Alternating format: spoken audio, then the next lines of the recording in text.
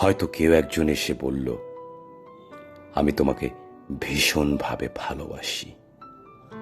ভেবে দেখুন, ভাবুন আর জেনে নিন এই ভালোবাসার ধরনটা কেমন, এতটা ভালোবাসা কেন।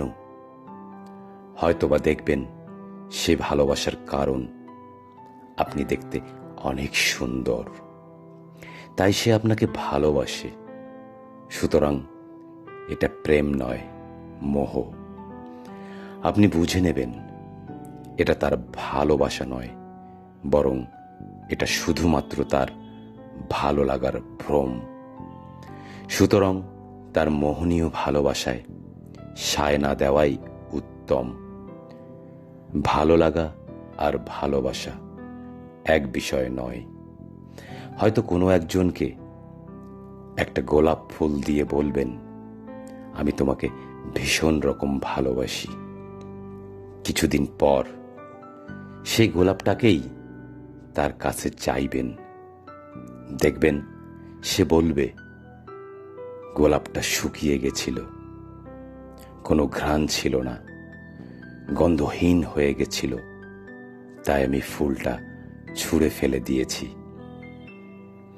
এটা এক ধরনের অবজ্ঞা। এবার ভেবে দেখুন, সৌন্দর্যের প্রতীক কতটা অস্থায়ী। সৌন্দর্য নষ্ট হয়ে গেলে সেই গোলাপের মতো আপনাকেও ছুঁড়ে ফেলে দেবে, আবর্জনার মতোই অবহেলা করবে। এই অবজ্ঞা মেনে নিতে পারবেন? তাই বলছি, এ প্রেম নয়, ক্ষণিকের মোহ। সুতরাং তাকে ভালোবাসা উচিত হবে না।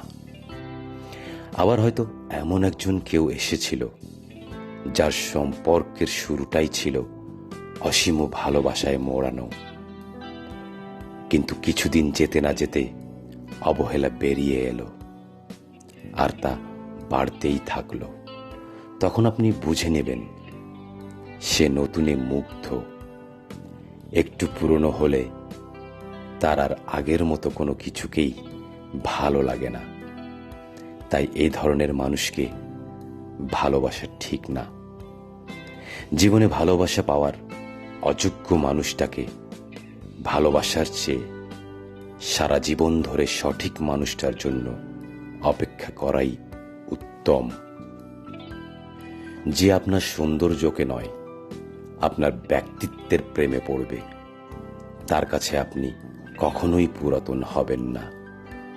যে মানুষটা তার অতি প্রিয় কাপড়টা পুরনো হয়ে ছিঁড়ে যাওয়ার পরেও যত্ন করে ছেঁড়া টুকরোটা আগলে রাখতে জানে, আপনার দেওয়া সেই গোলাপটা শুকিয়ে গন্ধহীন হয়ে যাওয়ার পরেও যত্ন করে রেখে দিতে পারে ডায়েরির ভাঁজে। হয়তো ধুলো ময়লা জমবে, তবুও থাকবে সমৃদ্ধির ছায়ায়, স্মৃতির পাতায়। ঠিক যেমন আপনাকে সারা জীবন হৃদমাজারে যত্ন করে রাখে। যে আপনার অনুপস্থিতিকে অন্য কিছু দিয়ে পুষিয়ে নেয়, দয়া করে তাকে ছেড়ে দেবেন। মনে রাখবেন, সে স্বার্থ ছাড়া কিছুই বোঝে না। আবৃত্তি করছিলাম মিতালি বৈরাগীর লেখা ভালোবাসা নাকি মোহ।